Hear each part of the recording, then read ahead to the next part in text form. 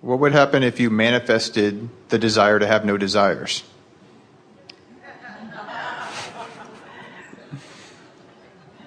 That is the screwiest question that we've ever heard. Because it defies all of the laws of the universe. In other words, it's not possible for you to be a focused being. Even one-celled organisms have desires.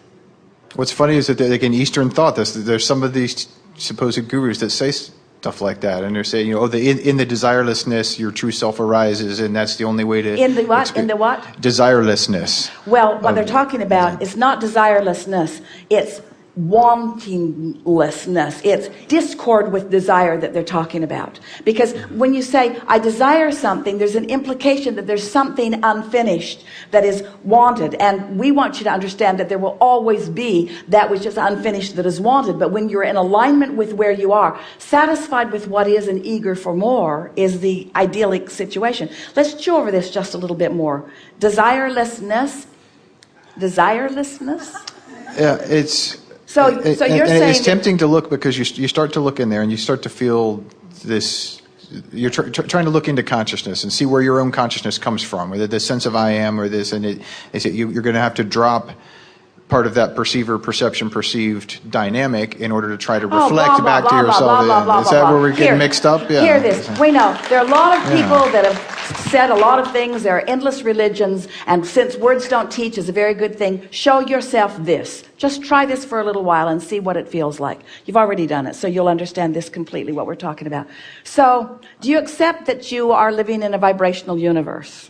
And does it sort of kind of make sense that you are a vibrational being in a vibrational universe? And have you accepted yet that your emotions really are an indicator? Have you had enough trial and error experience to show yourself that when you're in alignment with who you are, you feel great, and when you're not, you don't? Have you shown yourself that? So if you've come that far, then you can take it all the way, because now all that you have to do is acknowledge that source energy is on your side and in your vortex. And so life's going to constantly cause you to ask for something, and as you care mostly about how you feel, so you decide, all right, Abraham, I'll play your silly game. I'm going to go to bed tonight, and I'm going to acknowledge that while I sleep, my momentum will stop, because my point of attraction isn't active when my mind isn't active.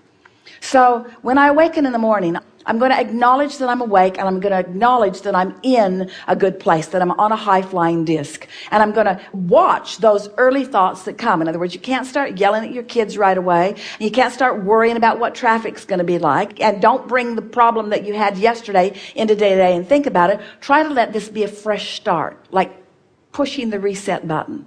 And then do that for a few days until you're showing yourself that you can control your mood, because you care about your mood by directing your thoughts into good feeling thoughts, into good feeling things, as general as you can about things that you feel good about. And then begin watching how everything begins to respond to you in a different way. And as you play this game more and more and more, your clarity, it's the momentum of it. In other words, everyone can have a high moment. You can listen to a song, it'll take you right up there, and the next minute you're yelling at your kids again. It's the up and down, up and down, up and down that keeps you from gathering the momentum that we're really talking about. But when you get on that high-flying disc and you stay there deliberately, and then you get on that high-flying disc and you stay there deliberately until you've maintained it enough that through most of the day you're feeling good, and then through most of the next day you're feeling good, and through most of the next day you're feeling good, not worried about slipping from your disc, because there's always another day. Esther said to us, Abraham, I refuse to accept that I have to wait all the way until tomorrow morning to get back on my disc when I fall off. You've given us books full of tools. I'm going to use them. So she gets out her focus wheel. She focuses herself back into alignment, or finds some way of bringing herself to a place of feeling better. You get so that you care about the way you feel. So as you maintain this more and more consistently, what begins to happen is you begin to feel the alignment that you have with that broader perspective, and your sensation of clarity just goes through the roof. Suddenly you know things that you have no logical reason to know. You just intuitively are moving in the right direction. You find yourself just rendezvousing with things that matter to you. It feels like a magical state of being. It's not magical, it's the way you are meant to feel. So your question is, how did so many of us get so far from that? And we say, because you came into an environment deliberately wanting to sift through the variety in order to define what you want.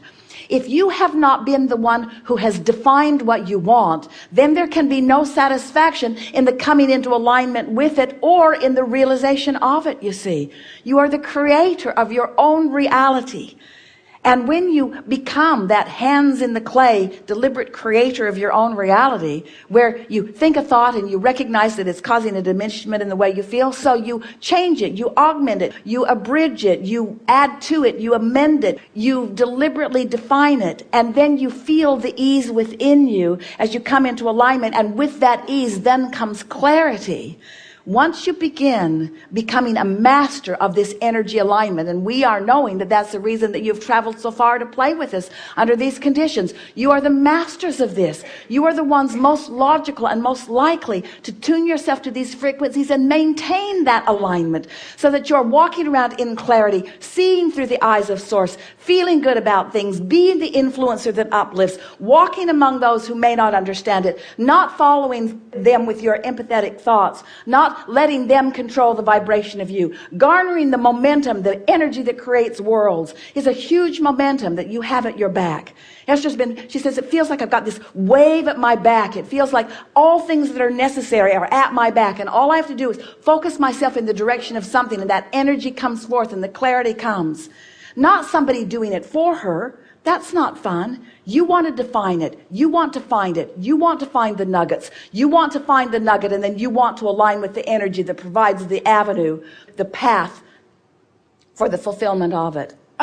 Deliberate creation in physical time, space, reality. It's the best of all worlds, and it's why not only you are here, it's why all of us are here as well, you see.